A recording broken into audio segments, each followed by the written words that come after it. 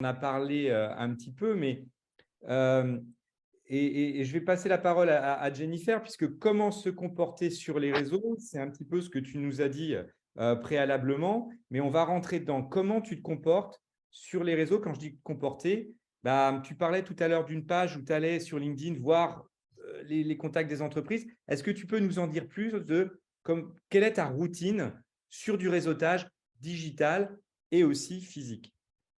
Alors, je dirais qu'en effet, enfin, il y a 3 points qui sont importants pour moi. C'est d'abord l'audience. Donc, en effet, avoir créé le bon réseau, les personnes qui vont être susceptibles d'être intéressées par ce que j'ai à raconter et qui peuvent aussi m'apporter des choses. Donc, en effet, l'audience, c'est créer le réseau, c'est avoir des personnes dans mon entourage perso, mes études, les écoles, on l'a dit, professionnelles. Donc, ça, c'est voilà, concevoir les personnes, se servir de LinkedIn, du moteur de recherche, des filtres et des formules booléennes qu'on a découvert aussi il n'y a pas très longtemps sur, voilà, en fait, moi, je veux avoir accès à des personnes qui sont des responsables des services généraux, directeurs environnement de travail, RH, développement durable. Et donc, via le réseau LinkedIn, je vais pouvoir trouver ces personnes grâce, du coup, à la page entreprise, mais aussi grâce au moteur de recherche, aux filtres.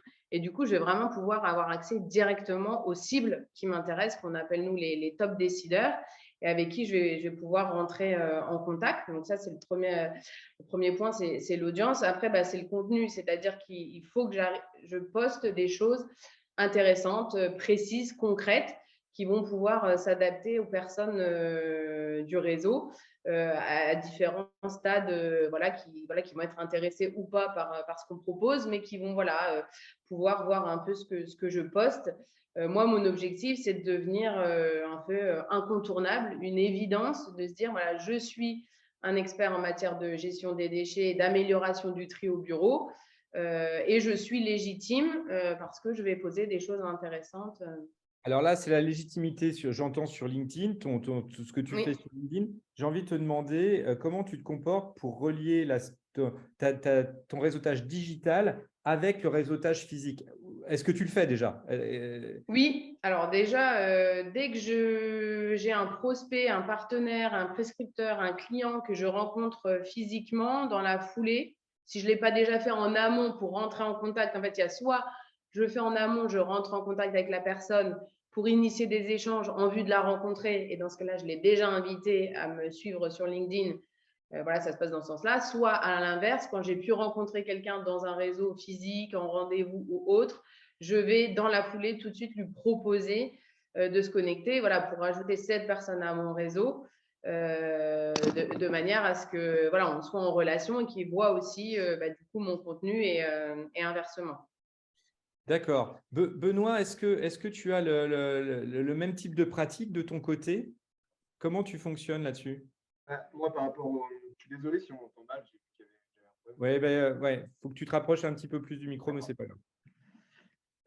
Non, moi, par rapport à mon réseau existant, la manière de se comporter, c'est pour ça que tout à l'heure, j'utilisais le mot bienveillance.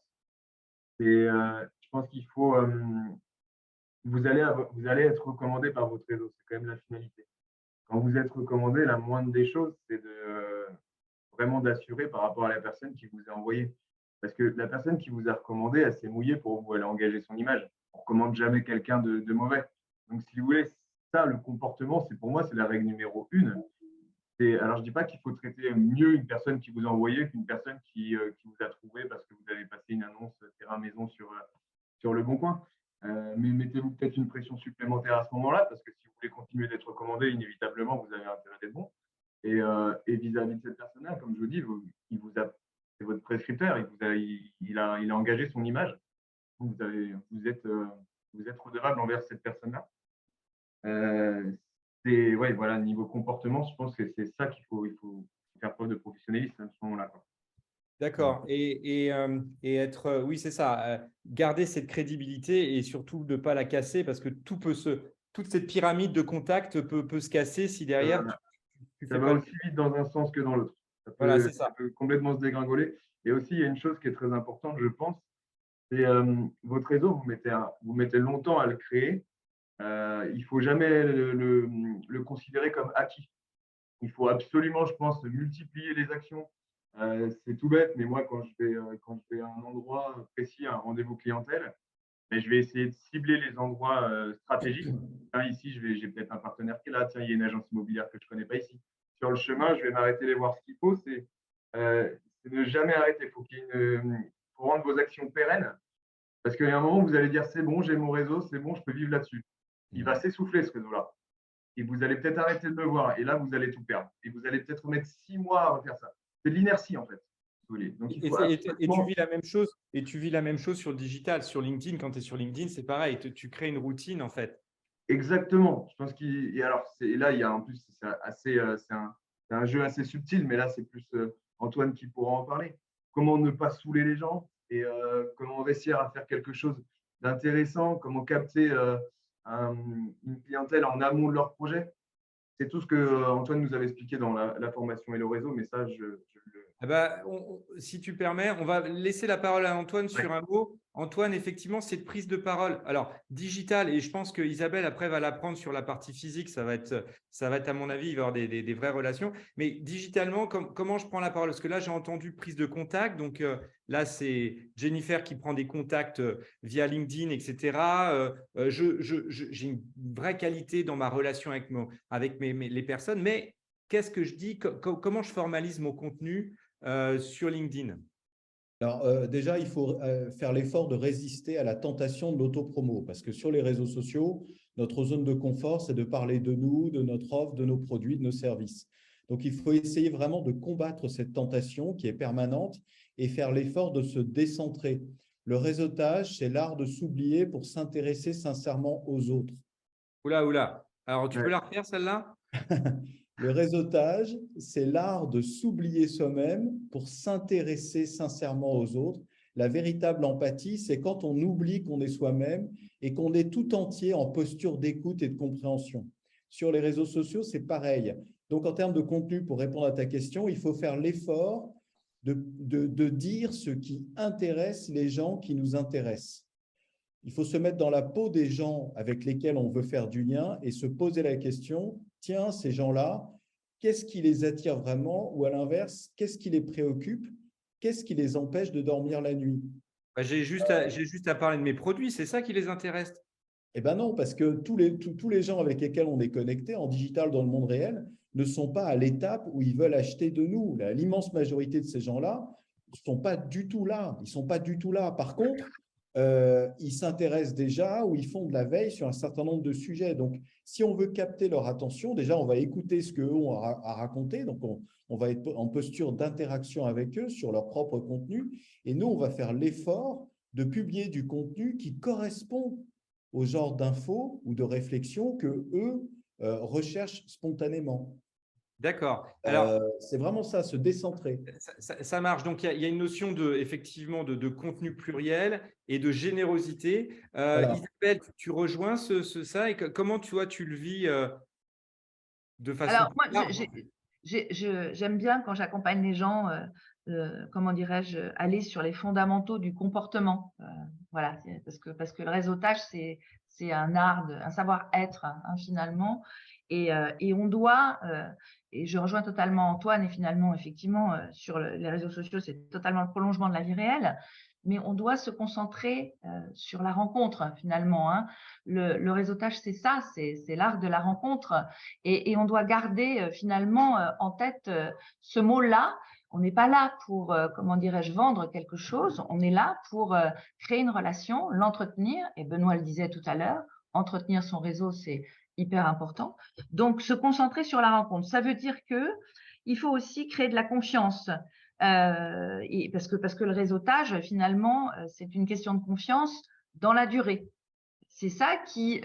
alors, ça prend du temps. C'est du temps long, le réseautage, mais un jour, à un moment donné, peut-être que parce qu'on connaît quelqu'un qui va nous aider, qui va nous donner le coup de pouce qui va bien, on va gagner énormément de temps. Voilà, donc être authentique, sincère, être soi-même, parce que parfois il peut y avoir comment dirais-je, des personnes qui sont différentes dans la vraie vie et sur les réseaux sociaux. Or, effectivement, ça pose problème.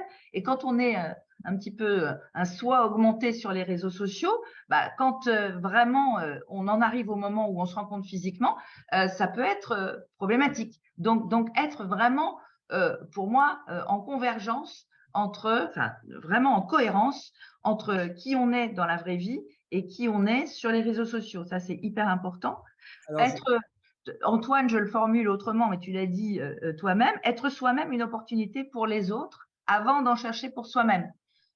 Donc, tu l'as être dit. soi-même. Alors, attendez, est-ce que vous me faites des phrases super bonnes, mais j'ai du mal. Alors, tu vas nous la redire pour qu'on l'intègre bien. Vas-y. Alors, être soi-même une opportunité pour les autres avant d'en chercher. Donner avant de Chercher recevoir. pour soi-même, finalement. Donner avant de recevoir, exactement. C'est plus court, c'est plus facile. Non, parce que donner, c'est pas forcément. Tu vois ce que je veux dire? Ça peut être quelque chose d'intangible, tu vois, donc d'immatériel. Alors, Donc, justement, je vais te challenger. Est-ce que non, Benoît, il nous titille là. Je vais le challenger aussi, moi, de mon côté. Benoît, concrètement, quand tu le fais, parce que là, tu l'as dit, donner avant de recevoir, ça veut dire que tu le vis. Donne-moi un exemple que tu as vécu, que tu fais de temps en temps. Un exemple dans ta méthode de réseautage. Parfait, j'ai un exemple parfait de ce qui s'est passé sur la dernière maison que j'ai vendue. C'est un couple qui vient me voir et qui m'explique qu'ils ont un projet de construction, mais on est vraiment en amont du projet à ce moment-là, d'accord? C'est-à-dire ils ont l'idée, ils n'ont pas le terrain, ils sont propriétaires de leur maison. Je fais la première chose à faire, faites estimer votre bien pour connaître la valeur de votre patrimoine et l'enveloppe budgétaire à votre disposition. Donc là, je les envoie vers un agent immobilier avec qui je travaille. Donc, le réseau commence à fonctionner là. L'agent immobilier leur estime la maison, le met en vente et vend la maison. Après, derrière ça, ils ont vendu une maison, mais quel est vraiment leur pouvoir d'achat? Je les ai aussi envoyés vers un courtier avec qui je travaille. Donc, on continue de faire marcher le réseau. Et là, le courtier a pu leur donner les avis dans les meilleures dispositions avec les meilleures offres de crédit qu'ils pouvaient obtenir. Et donc, si vous voulez, cette famille-là, elle s'est complètement sentie encadrée à ce moment-là parce qu'elle avait son constructeur. Et autour du constructeur, j'avais fédéré donc j'ai l'agent immobilier, le courtier. C'est ça que les gens ils veulent aussi, c'est un service plus qu'on apporte. Et à ce moment-là, il n'y avait toujours pas de retour pour moi, si tu veux. Il n'y avait rien de vénal dans mon ça. Là tu n'es pas dans des partenariats. Tu es en train de me dire que c'est du réseautage pur. Il n'y a pas d'échange financier entre ces personnes-là. Mais à ton avis, qu'est-ce qui s'est passé à la fin? Cette famille, quand elle a trouvé le terrain, elle m'a appelé moi. Et du coup, c'est pour ça que j'ai vendu la maison, parce que je leur avais apporté quelque chose à la base. En fait, vous tirez sur une corde et vous ne savez pas ce qu'il y a au bout.